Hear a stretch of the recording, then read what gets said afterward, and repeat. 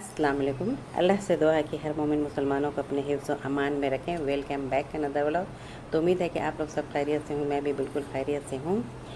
और जितने भी हमारे चैनल पर न्यू आते हैं उन सबसे गुजारिश है कि वो हमारे वीडियो को लाइक, शेयर, कमेंट, सब्सक्राइब करें और बेल आइकन बटन ज़रूर प्रेस किया करें ताकि वीडियो की नोटिफिकेशन आप तक मिलती रहे। तो अब मैं आ जाती हूँ अपने मौजू पर। तो आज का हमारा मौजू है हज की फ़र्ज़ियत और उसकी फ़जीलत। तो अल्लाह ताला ने फरमाया और अल्लाह के लिए लोगों पर बैतुल्लाह का हज करना जो जो उसकी तरफ से रास्ते की ताकत रखे, और जिसने कुफ्र किया तो यकीनन अल्लाह ताला जहानों से बेनियाज हो गया। तो ये हम लोगों को पता है कि इसकी फ़र्ज़ियत क्या है और हज क्या करना हमारे लिए कितना बड़ा सवाब है और हमारे लिए कितना हज करना ज़रूरी है। तो ये जो है रास्ते की ताकत से मुराद है कि आमद और रफ्त का खर्च और इसके बाद घर में बच्चों की कफ़ालत का इंतज़ाम है। ऐसे लोगों पर हज फ़र्ज़ है जो इस्ताअत के बावजूद हज ना करने की को कुरान ने कुफ्र से ताबीर किया है, जिससे उस जुर्म की शनाअत और कबाहत, बुराई और वाज़ह है। और अहादीस में ये भी है कि इस पर सख्त वईद बयान फरमाई गई है। तो हज़रत इब्न उमर रज़ी अल्लाह से रिवायत है कि रसूलुल्लाह सल्लल्लाहु अलैहि वसल्लम ने फरमाया कि इस्लाम की बुनियादें 5 चीज़ों पर रखी गई हैं। इस बात की गवाही देना कि अल्लाह के सिवा कोई माबूद नहीं, और ये कि हज़रत मोहम्मद सल्लल्लाहु अलैहि वसल्लम के रसूल हैं, नमाज कायम करना, ज़कात अदा करना, बैतुल्लाह का हज करना और रमज़ान के रोज़े रखना, ये सब हमारे फ़र्ज़ियत में से है। और एक रिवायत में इसका ज़िक्र है कि सलाह किताब ज़कात और किताब सौम में भी गुज़र चुकी है, जो ये से यहाँ इससे हज के चौथे रुकन की फ़र्ज़ियत के असबात में बयान किया गया है। ये हज उसी फ़र्ज़ का है जो साहब इस्ताअत हो, जैसा कि हज़रत अबू हुरैरा रज़ी अल्लाह अन्हु फरमाते हैं कि हमें रसूलुल्लाह सल्लल्लाहु अलैहि वसल्लम ने खुतबा दिया तो फरमाया, ए लोगो, अल्लाह ने तुम पर हज फ़र्ज़ किया है, बस तुम हज करो। एक आदमी ने कहा, या रसूलल्लाह, क्या हर साल हज करना फ़र्ज़ है? आप सल्लल्लाहु अलैहि वसल्लम ने खामोश रहे, यहाँ तक कि उसने अपना सवाल 3 मरतबा दोहराया। तो हुज़ूर सल्लल्लाहु अलैहि वसल्लम ने फरमाया कि अगर मैं जवाब में हाँ कर देता तो यकीनन हर साल वाजिब हो जाता और तुम इसकी ताकत न रखते। फिर आपने फरमाया, तुम मुझे मेरे हाल पर छोड़ दो जब तक मैं तुम्हें तुम्हारे हाल पर छोड़े रखूं, इसलिए कि तुमसे पहले लोग अपने कसरत सवाल और अपने अम्बिया से इख्तलाफ करने की वजह से ही हलाक हुए। बस मैं जब तुम्हें किसी बात का हुक्म दूं तो उसे अपनी ताकत के मुताबिक बजा लाओ, और जब तुम्हें किसी चीज़ से रोक दूं तो उसे छोड़ दो। यह है मुस्लिम हदीस की रिवायत।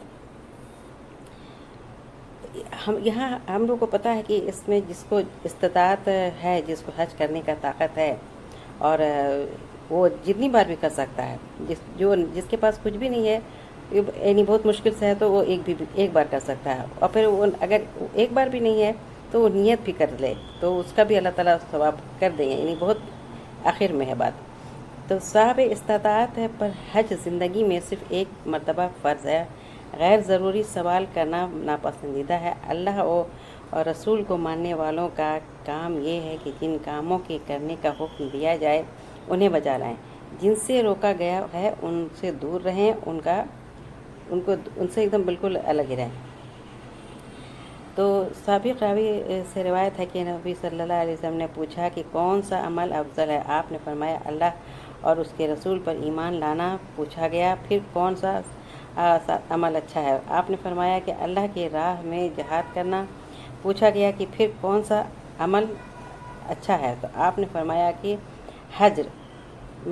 हज करना ज़रूरी है। तो ये हज मेमरू का मतलब है कि वो हज जिसमें हाजी अल्लाह की किसी नाफरमानी का इर्तिकाब ना करे।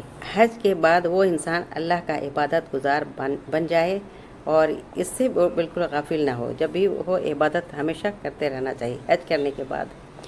और साबिक़ रावी रज़ी अल्लाह से रिवायत है कि हुज़ूर सल्लल्लाहु अलैहि वसल्लम ने फरमाया कि जिसने हज किया और उसने कोई फहश और बेहुदा बात नहीं की اور نہ ہی اللہ کی نافرمانی کی تو وہ اس طرح پاک ہو کر لوٹتا ہے جیسے آج ہی اس کی ماں نے اسے جنا ہے۔ حج کے دوران اتنی ساری پابندیوں کے ساتھ، جیسے کہ کوئی بیہودہ بات نہ کرے، بیوی سے کچھ بد کلامی نہ کرے، زبان سے ایسی کوئی بات نہ نکالے، نہ ہی لڑائی کرے، نہ ہی کسی طرح کا جو ہے فاسق بات کرے، اور جو احرام کے رہتے تک جو وہ کر سکتا ہے، جو شریعت میں ہے وہ کرنا چاہیے، تب جا کے اتنی ساری پابندیوں کے ساتھ کیے گئے حج کی فضیلت ہے۔ انسان گناہوں سے بالکل پاک ہو جاتا ہے، اور یہ پاکیزگی جو ہے صرف ان صغیرہ گناہوں سے ہوتی ہے جن کا تعلق حقوق اللہ سے ہوتا ہے، ورنہ حقوق اللہ سے متعلق بڑے بڑے گناہ اور اسی طرح حقوق اللہ عباد کی کوتاہیاں اور توبہ، خالص توبہ اور ادائیگی کے بغیر معافی نہیں ہے۔ اسی طرح عمرے کی بھی فضیلت ہے، تو جیسے کہ وہ عمرہ کرنے پر وہ گناہوں کا کفارہ ہوتا ہے، اور لیکن یہ بھی جو ہے صغیرہ گناہوں کا ہی کفارہ ہے۔ عمرے کا مطلب یہی ہے کہ احرام باندھ کر خانہ کعبہ کا طواف، صفا و مروہ کی سعی اور حلق یا تقصیر، سر مڑنا یا بال کترانا، یہ حج کی فرضیت، حج کی طرح فرض ہے۔ اس کی بابت علماء میں اختلاف ہے، لیکن یہ ضرور ہے کہ کرنا چاہیے، یعنی اگر عمرہ کر رہا ہے یا حج کرتے ہیں تو یہ ضروری ہے سب کرنا۔ عرفے والے دن اللہ تعالیٰ سب سے زیادہ اپنے بندوں کو جہنم کی آگ سے آزاد فرماتے ہیں۔ لاکھوں کی تعداد میں حج کے لیے کرنے جو آتے ہیں افراد، جو ایام حج میں خالص توبہ کر کے اپنے اللہ کو راضی کر لیتے ہوں گے، یقیناً عرفے والے دن اللہ کی خصوصی مغفرت اور جہنم کی آزادی کے یہ مستحق بنتے ہیں جو حج کر لیتے ہیں۔ حضرت عباس رضی اللہ عنہ سے روایت ہے کہ حضور صلی اللہ علیہ وسلم نے فرمایا کہ رمضان میں عمرہ کرنا حج کے برابر ہے، یا یہ فرمایا کہ میرے ساتھ حج کرنے کے برابر ہے۔ حضور صلی اللہ علیہ وسلم نے جب یہ کہا کہ میرے حج کے برابر ہے، تو یہ حج کے برابر ہونے کا مطلب یہ ہے کہ حج جیسا اجر و ثواب ہے، یہ مطلب نہیں کہ اس سے فریضہ حج اور ادا ہو جائے گا اور اس کے بعد اس کی ضرورت نہیں ہوئے گی۔ رمضان میں عمرے کی یہ فضیلت غالباً اس لیے ہے کہ اس طرح کی ایک وقت میں دو عبادتوں کا اجتماع ہو جاتا ہے، یعنی کہ رمضان کا بھی عبادت ہو گیا اور عمرے کا بھی عبادت ہو گیا، اور دونوں کا اسی میں جو ہے ثواب بھی مل گیا۔ تو سابق بھی اس سے روایت ہے کہ ایک عورت نے پوچھا کہ یا رسول اللہ، اللہ نے ہم اپنے بندوں پر جو حج فرض کیا ہے وہ میرے بوڑھے باپ پر اس وقت لازم ہوا جب وہ بڑھاپے کی وجہ سے سواری پر ٹھہر نہیں سکتے، کیا میں ان کی طرف سے حج کر سکتی ہوں؟ تو آپ نے فرمایا کہ بڑھاپے میں جب حج کے لازم ہونے کا مطلب یہ ہے کہ وہ بڑھاپے میں صاحب استطاعت ہوئے لیکن بڑھاپے کی ضعیف اور کی وجہ سے سفر کے قابل نہیں رہے، تو اس صورت میں آپ نے حج بدل کی اجازت دی ہے۔ لیکن دوسری حدیث میں یہ بات ہے کہ حج بدل وہی شخص کر سکتا ہے جس نے پہلے خود حج کیا ہوا ہو۔ اسی طرح اگر کوئی صاحب استطاعت باپ حج کے بغیر فوت ہو گیا تو اس کی طرف سے بھی حج کرنا بہت ضروری ہے، ورنہ اس کے ذمے یہ قرضہ رہے گا جس پر وہ عند اللہ یعنی اللہ تعالیٰ اس کا ماخوذ ہو سکتا ہے۔ تاہم غربت میں فوت ہونے والے ماں باپ کی طرف سے حج کرنا ضروری نہیں، کیونکہ وہ ان پر فرض ہی نہیں تھا۔ کہ اگر کوئی ثواب کی نیت سے کرے گا تو نفلی حج کا ثواب مل سکتا ہے۔